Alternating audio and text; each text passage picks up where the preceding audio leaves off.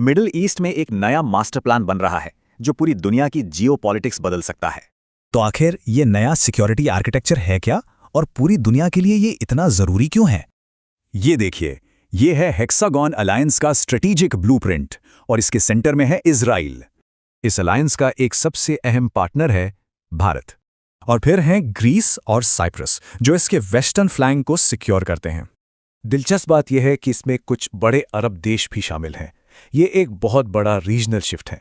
यही नहीं, कुछ अफ्रीकी पार्टनर्स भी हैं जिससे इस अलायंस की स्ट्रेटेजिक पहुंच और बढ़ जाती है। तो इस अलायंस का मकसद क्या है? मकसद है एक बैलेंस ऑफ पावर बनाना। लेकिन सवाल यह है कि यह पावर बैलेंस किसके खिलाफ बनाया जा रहा है?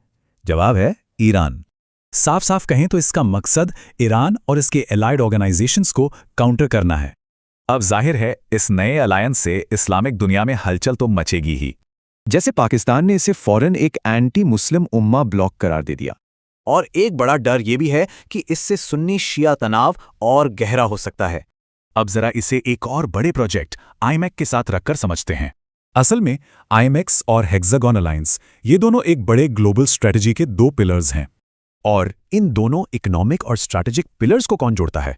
वो कॉमन एंकर है भारत। यानी अब भारत मिडिल ईस्ट और वेस्टर्न देशों की किसी भी बड़ी स्ट्रैटेजी के लिए इंडिस्पेंसेबल बन चुका है। तो अब सवाल ये उठता है कि इकोनॉमी और सिक्योरिटी दोनों का एंकर होने के नाते भारत का अगला कदम क्या हो।